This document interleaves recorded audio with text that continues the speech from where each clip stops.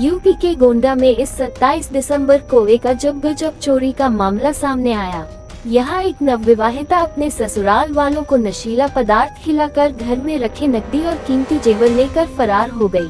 जब ससुराल वालों को होश आया तो उनके पैरों तले जमीन खिसक गई। उन्होंने फौरन पुलिस में इसकी शिकायत दर्ज कराई। बाद में पुलिस ने आरोपी नवविवाहिता को अपनी गिरफ्त में ले लिया। उसके साथ 4 अन्य लोगों को भी गिरफ्तार कर लिया गया।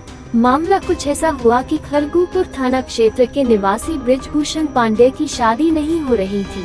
तब जोखू नाम के एक बिचौलिए ने लखीमपुर खीरी की शिवानी उर्फ गोमती देवी नाम की युवती से बीते 17 दिसंबर को धूमधाम से उसकी शादी करा दी।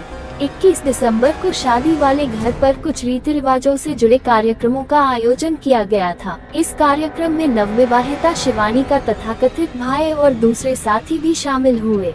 अगली रात शिवानी ने अपने पति और उसके परिजनों को खाने में नशीला पदार्थ खिलाकर बेहोश कर दिया। फिर अपने साथियों के साथ मिलकर शादी का सामान और लाखों रुपए के जेवर लेकर फरार हो गई। बाद में पुलिस ने लुटेरी दुल्हन समेत उसके साथियों को गिरफ्तार कर लिया। आरोपियों के पास लूटे गए लाखों रुपए के जेवरात, घर के सामान और 350 टैबलेट नशीली गोलियां व एक मोबाइल फोन बरामद हुआ।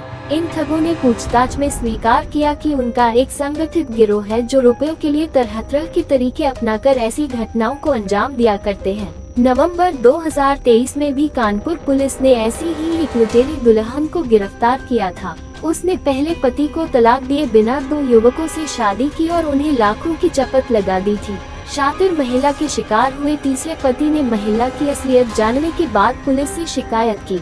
यह महिला सरकारी नौकरी वालों को शिकार बनाती थी और फेसबुक पर दोस्ती का झांसा देकर शिकार को फंसाती थी। वह सरकारी नौकरी वाले युवकों को प्रेम जाल में फंसाने के बाद उनसे शादी करती थी और शादी के बाद लूट का खेल शुरू होता था। शादी के कुछ समय बाद वह अपने पति से पहले लाखों रुपयों की डिमांड करती थी।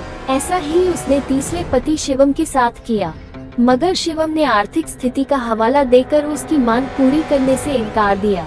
तब उस महिला, जिसका नाम संगीता था, ने स्पाई कैमरे से शिवम के अश्लील वीडियो बनाए और रेप में फंसाने की धमकी देने लगी। इससे शिवम डर गया। शिवम को पता चला कि संगीता पहले भी कुछ लोगों को शिकार बना चुकी है। उसने मामले की शिकायत पुलिस से की। जांच में सामने आया कि संगीता की पहली शादी 2017 में आनंद बाबू नामक शख्स से हुई थी। संगीता ने नपुंसक बताकर बिना तलाक के पति को छोड़ दिया था। उसके बाद से पैसों के लालच में वह सरकारी नौकरी पेशा लोगों को शिकार बनाने लगी।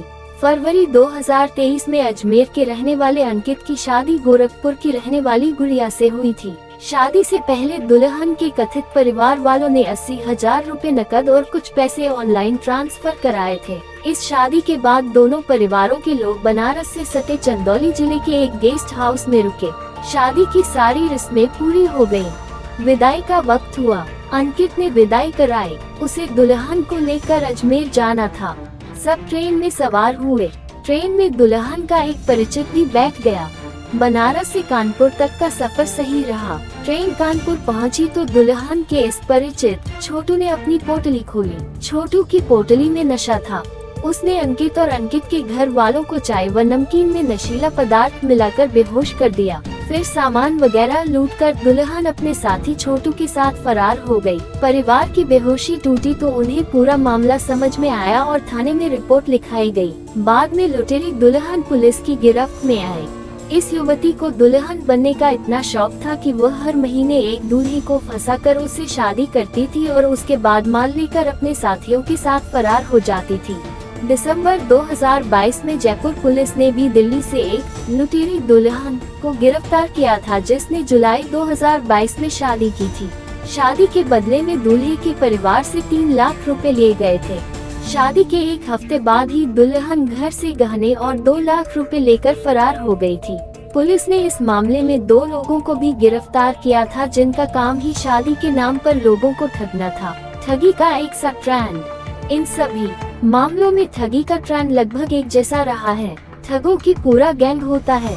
इनमें पुरुष सदस्य बिचौलिए का काम करते हैं। वे ऐसे लड़कों का पता लगाते हैं जो शादी के लिए लड़की की तलाश कर रहे हैं। फिर गैंग के ही लोग परिवार के सदस्य बन दूल्हे के परिवार वालों से मिलते हैं। शादी से कुछ दिनों बाद खर्च के नाम पर दूल्हे के परिवार से पैसों की मांग की जाती है। कुछ दिनों बाद ही दुल्हन नकदी और जेवर अपने साथ लेकर फरार हो जाती है। कुछ मामलों में तो एक ही लड़की ने कई बार लुटेरी दुल्हन बन वारदात को अंजाम दिया है। कई बार शादी वाले दिन ही जेवर लेकर दुल्हन भाग जाती है। ऐसी ही कहानी एक्ट्रेस सोनम कपूर अभिनीत फिल्म डोली की डोली की थी, जो 23 जनवरी 2015 को रिलीज हुई थी। इस फिल्म में सोनम लुटेरी दुल्हन बनी थी। फिल्म में सोनम एक ऐसी लुटेरी दुल्हन के किरदार में नजर आई जो पैसों के लिए शादी करती है और फिर लड़की को धोखा दे देती है। सोनम ने फिल्म में एक छोटे शहर की लड़की का किरदार निभाया था जिसके सपने बड़े थे। कुछ समय बाद वह दिल्ली आ जाती है और यहीं से पैसों के लिए लड़कों को ठगते हुए लुटेरी दुल्हन बन जाती है। सतर्कता है जरूरी। शादी ब्याह ऐसा मामला है जिसमें दो परिवार मिलते हैं, उनके बीच हमेशा के लिए एक रिश्ता बन जाता है। इस रिश्ते की डोर सोच समझ कर ही किसी के हाथों में देनी चाहिए। अचानक कभी इतने बड़े फैसले नहीं लेने चाहिए, खासकर जब सामने वाला आपका परिचित नहीं है। पहले उस परिवार के बारे में दूसरों से खोजखबल लीजिए। उस परिवार और लड़की को भली भांति समझिए। जब तक सही इंफॉर्मेशन न मिले शादी करने की जल्दी मत कीजिए। धोखे से बचना है तो सतर्कता बहुत जरूरी है। कोशिश तो ये करनी चाहिए कि किसी परिचित घर से ही रिश्ता जोड़ें या ऐसे परिवार से जिसे आपका कोई जानने वाला पहले से जानता हो। व्यक्ति को परखिए, उसके बाद ही शादी के लिए हाँ बोलिए।